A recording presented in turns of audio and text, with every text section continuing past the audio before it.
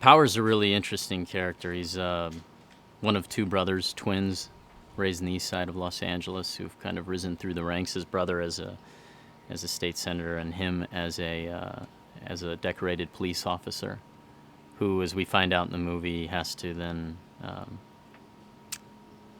of put some of his beliefs aside to try to help accomplish what his family's trying to do. I think he's a guy caught between worlds and caught between good intentions and the means to get there. The first thing that really attracted me to this project was the play. It was such an amazing play that I myself hadn't seen done on stage, but I'd read the play, and it was really the poetry is what attracted me to this project. The poetry in there's a poetry in the neighborhood, there's a poetry in the barrio, there's a poetry in Chicano politics and the struggle that's all encompassed in this story, and it's kind of bursting at the seams with poetry. And I found the struggle of taking something that had been so well received on stage and bringing it onto the screen, and how that was going to work, and being workshopping that from the beginning with Richard. And the other thing that really attracted me to the project was being able to work with Richard. I've been in this business here in Los Angeles for about 16 years, and I remember one of the first things while I was doing Resurrection Boulevard was going to see Culture Clash perform.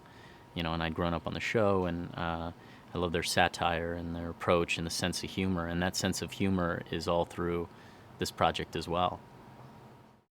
For me to prepare for this role, playing a police officer is something that I've had a lot of experience with, so that was never a part that really came into the process for me. But what really did was my own experience with having a brother myself. I have an older brother, and my father has three brothers. I grew up around the uncles and a big family, and my brother was somebody that I always kind of experienced the world first through. I have an older brother, so he kind of did everything first, and he then shared a lot of his experiences with me. But that kind of push and pull and this kind of weird relationship that brothers have, where you want to try to gain the respect, but at the same time acting like it's something you don't really care about and you're your own person, yet you're so fiercely intertwined that it's something that's hard to escape.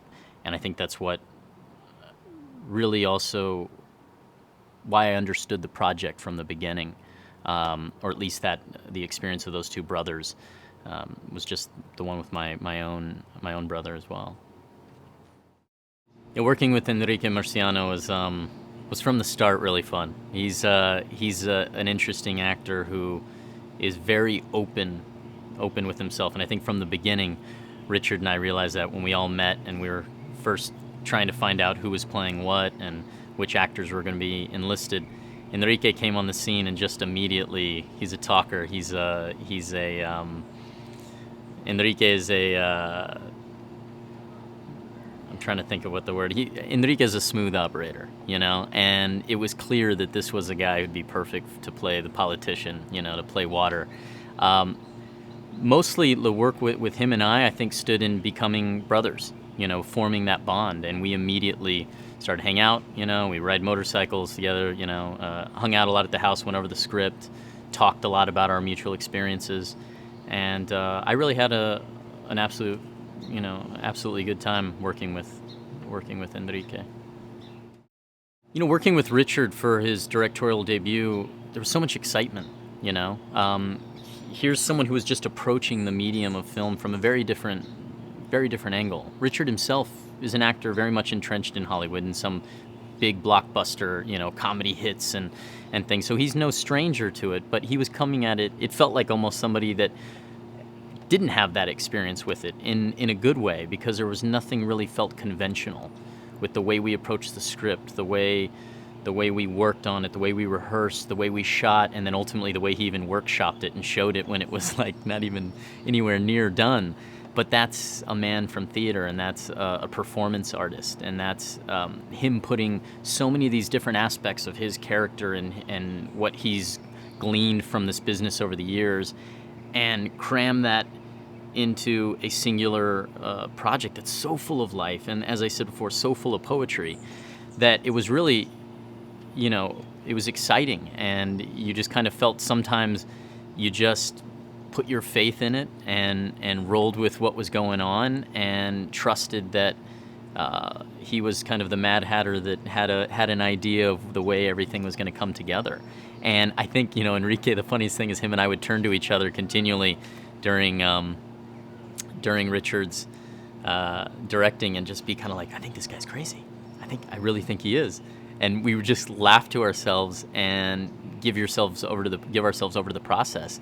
And it wasn't really like, it didn't take that long into the filming before we turned to each other and we're like, this guy is a genius. He's a crazy genius. When asked the question,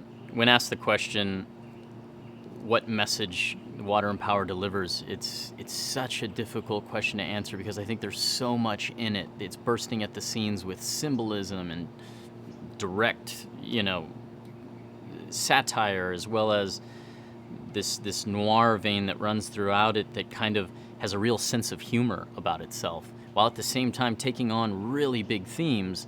So I think everybody gets their own meaning from it, but for me, I know it's been described as a cautionary tale in some ways, about rising too fast or rising too high, and what's the ceiling that's been put up for Latinos in politics and in life and struggle. I think, if anything,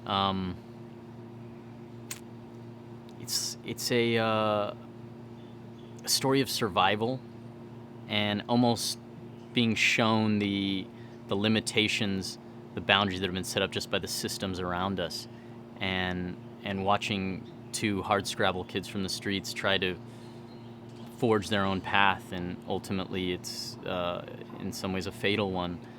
And what's so important, I think, is that it really, to me, it almost seems like a love letter to the Latino experience in America, and specifically the Chicano experience in LA. That this movie is so couched in the struggle of farm worker strikes to city politics in Los Angeles, and backroom deals, and who's left out and who's put in. I think it's very eye-opening. I think what I really hope that people take away from this film is for one, just being entertained. There's so much humor in the film. It's a love letter to so many different sides of Los Angeles that I don't think a lot of people even know exists, and yet they'll recognize so much in it when it's all put together. There's a lot of commentary, whether political, social commentary, that is in there, and I think that the more people watch it, the more you take out of it and the more you learn. And I want it to open the eyes of the audience to the way things are around us, and how we really are all connected. Same way that all the neighborhoods in Los Angeles are connected, and they have their individual names, but yet they're all forming this city.